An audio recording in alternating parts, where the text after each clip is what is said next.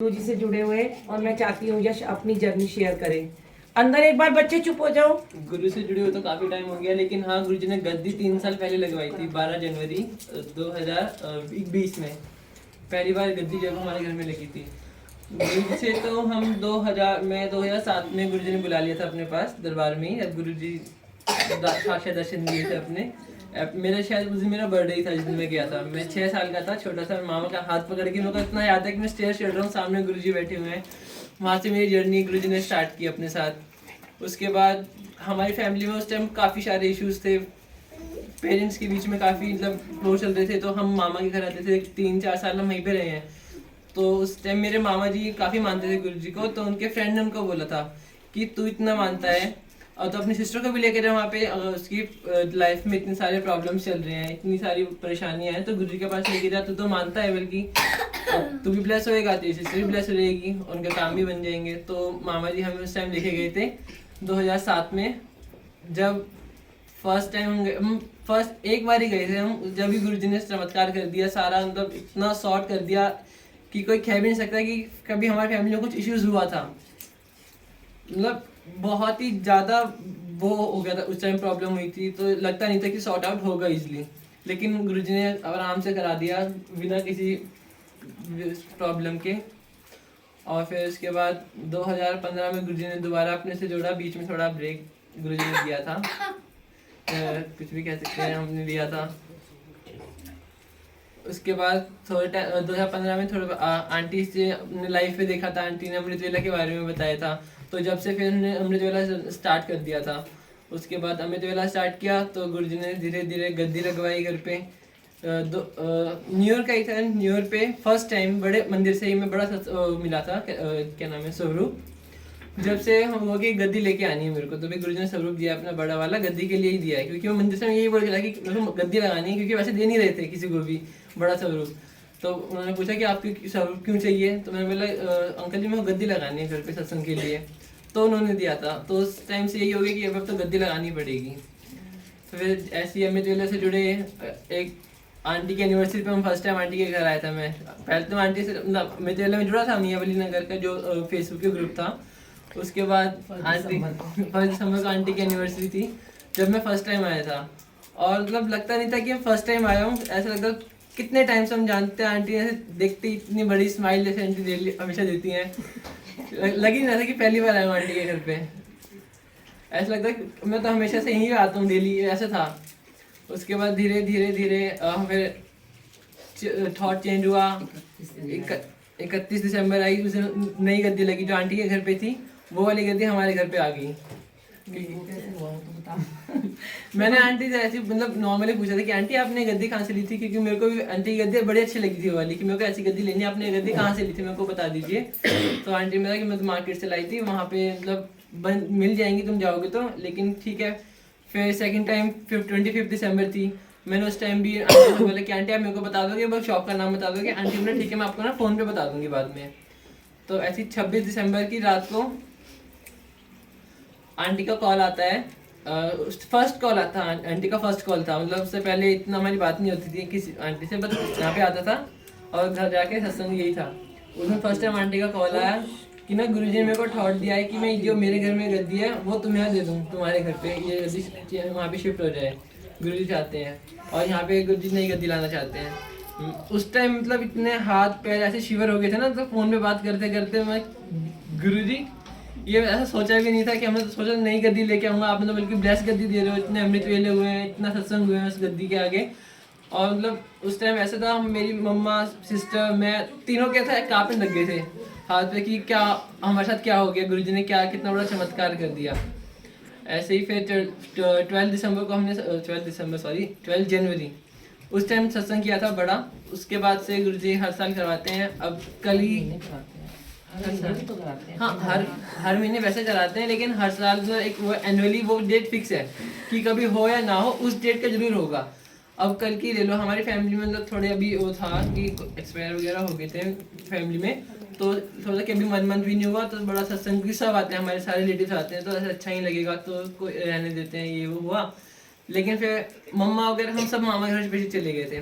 पता नहीं गुरुजी ने क्या थॉट दिया, मैं अकेला वहाँ से आया, सत्संग गुरुजी ने कराया, दरबार लगाया रात को एक दिन पहले आके, और इतना प्यारा गुरुजी ने दरबार लगाया। गुरुजी ने बड़े नखरे किए थे वैसे उस दिन दरबार लगाने। आधा घंटा गुरुजी का दुपट्टा ही सेट नहीं हो रहा था, लगाना कैसे है, गुरुजी को पसंद ही नहीं आता। ऐसे लगाऊं नहीं, यहाँ से लगाया तो भी नहीं, ऐसे करके लगाया, कैसे भी मान ही नहीं रहे थे। 2 दुपट्टे भी लगा लिए मैंने। उसके बाद मैं गुरुजी क्या करूं, आप ही बता दो, आप तो मेरे से समझ में आ नहीं रहा कि आपको कैसे पहनना है, आप ही बताओ।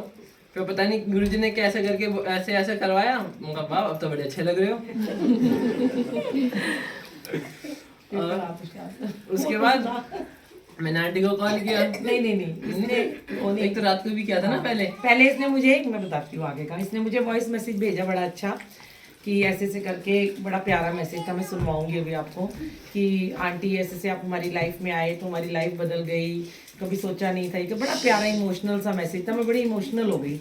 तो मैंने ना इसको बोला कि तेरे जैसा तो कोई है ही नहीं है, तो दुनिया में सबसे अलग है, क्योंकि मैंने इसको अपना धर्म का बेटा बनाया हुआ है। और लोग कहते हैं अपने रिश्तेदार नातेदार सबसे अलग एक गुरु परिवार है, वो सब हैं, लेकिन जो गुरु परिवार की संगत है, उनके बच्चे हैं, उनका हमारा एक अलग रिश्ता बन जाता है।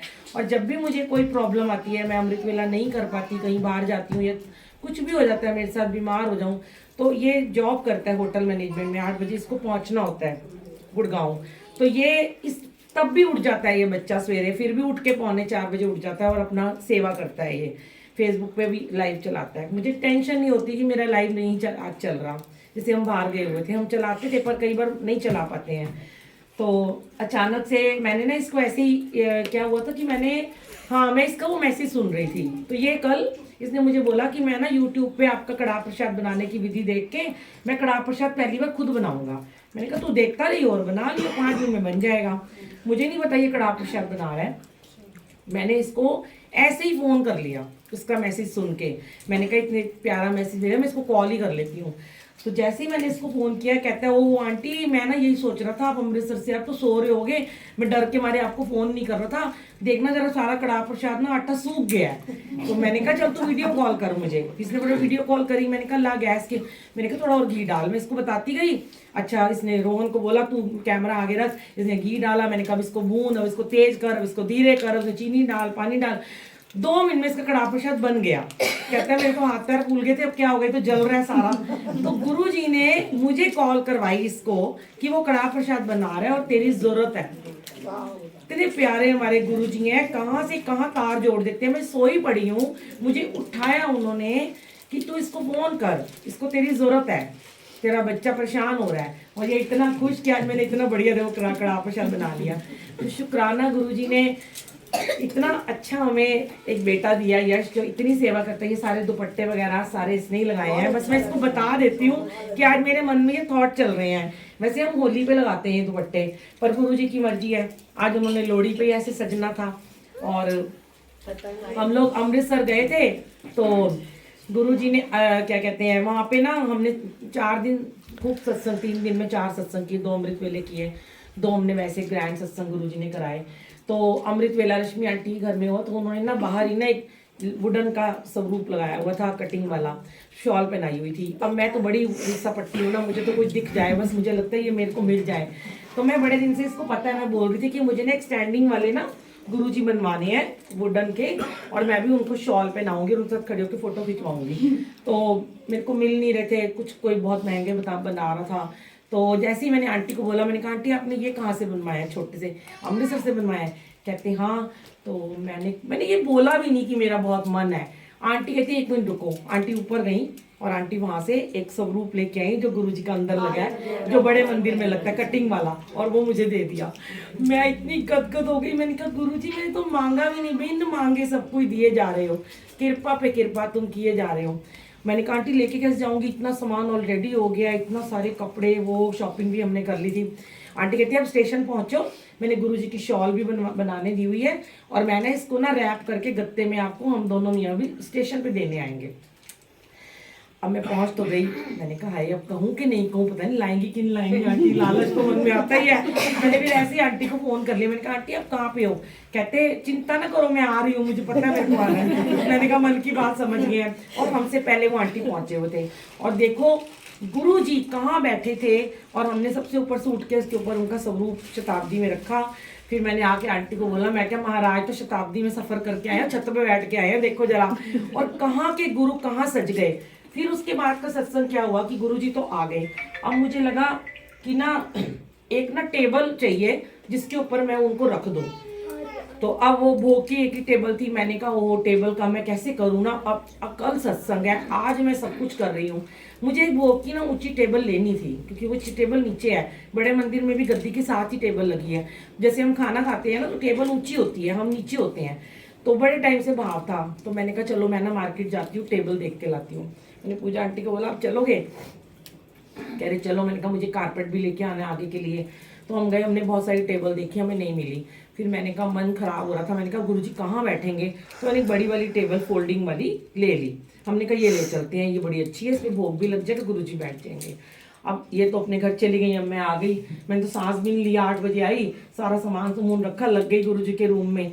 टेबल लगाई मैंने, जैसे ये कह रहा है इतने नखरे मारते हैं। जब इनका बर्थडे होता है या जब गुरुजी का कोई लोहड़ी होती है या कोई त्योहार होता है, सच में बहुत स्टाइल होते हैं उनके। ये तो मैंने देखा ही है ना, बर्थडे बॉय की स्टाइल होते हैं। हाँ, तो आंटी मैंने ना वो लगाई, टेबल लगाई, तो टेबल अब इधर लगा दी तो शिव जी और माता रानी नीचे हो गए, कोने में दब गए। और फिर मैंने क्या किया, फिर मैंने टेबल को ऐसे लगा दिया, फिर शिव जी माता रानी को फिर आगे रख दिया।